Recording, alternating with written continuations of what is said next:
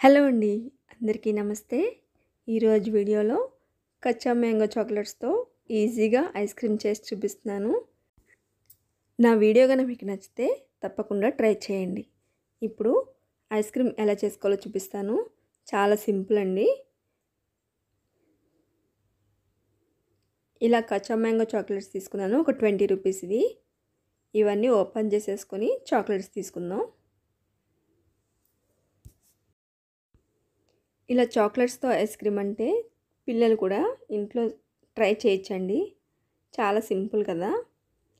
ఇలా అన్నీ ఓపెన్ చేసేసుకున్న తర్వాత వీటిని ఒక మిక్సీ జార్లోకి తీసుకుందాం. వీటిని మెత్తగా పౌడర్ చేసుకోవాలి. అలాగే దీంట్లోకి షుగర్ కూడా వేసుకొని 2 స్పూన్స్ పౌడర్ చేసుకోవాలండి. చాలా సింపుల్. ఇప్పుడు మిక్సీ పట్టేసుకుందాం.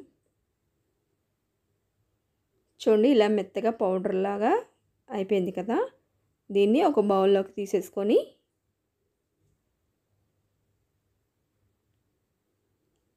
మనం ఎన్ని ఐస్ క్రీమ్లు చేసుకోవాలనుకుంటున్నామో అంత వాటర్ దీంట్లో వేసుకోవాలండి. నేను 2 కప్స్ వేస్తున్నాను. ఇప్పుడు మొత్తం షుగర్ మొత్తం కరిగేటట్టు కలిపేసుకోవాలి.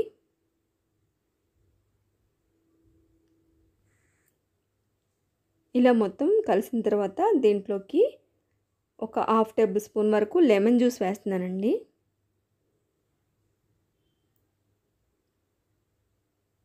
ఇప్పుడు ఇంకోసారి మొత్తం కలిపేసుకొని ఐస్ క్రీమ్ మౌల్డ్లోకి వేసేసుకోవడమే. చాలా సింపుల్ అండి, పెద్ద పని ఏమి ఉండదు.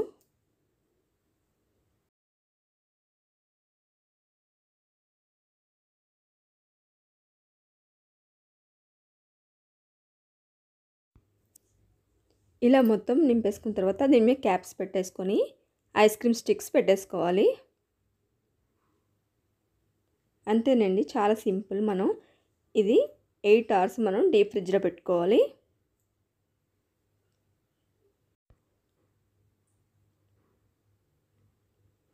ఇలా స్టిక్స్ అన్నీ పెట్టేసుకున్న తర్వాత డీప్ ఫ్రిడ్జ్లో పెట్టేసుకోవాలండి 8 అవర్స్.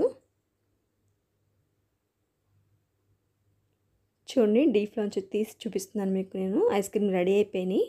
ఇవి ఒకసారి 1 సెకండ్ వాటర్లో పెట్టి తీసి మనం ఐస్ క్రీమ్స్ తీసేసుకోవడమే. ఇలా వాటర్లో పెడితే చాలా ఈజీగా వస్తాయి. చూడండి, కచ్చా మ్యాంగో ఐస్ క్రీమ్ రెడీ అయిపోయింది కదా.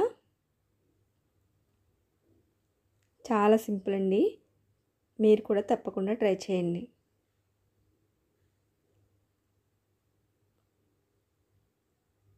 పిల్లలు అయితే చాలా ఈజీగా చేసేసుకోవచ్చు. సరదాగా ఇంటి దగ్గర ఉంటారు కదా ఇప్పుడు హాలిడేస్కి.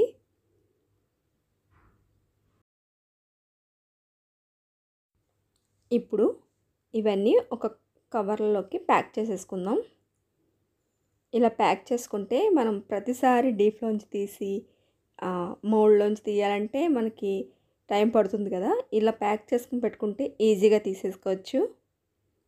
చాలా సింపుల్గా అయిపోతుంది. ఐస్ క్రీమ్ మౌల్డ్స్ కూడా బెండ్ అవ్వకుండా ఉంటాయి. మీరు కూడా చేసుకున్నప్పుడు ఇలా ట్రై చేయండి. లేకపోతే ప్రతిసారి ఐస్ క్రీమ్ మౌల్డ్ బయట పెట్టి మనం వెంటనే తీసి ఇవ్వడానికి కాదు కదా. ఇలా ఉంటే తొందరగా తీసి ఇచ్చేయచ్చు. నా వీడియో కనుక మీకు నచ్చితే లైక్ చేయండి. కొత్త వాళ్ళు ఎవరైనా నా ఛానల్ చూస్తుంటే తప్పకుండా సబ్స్క్రైబ్ చేసుకోండి. Thank you for watching.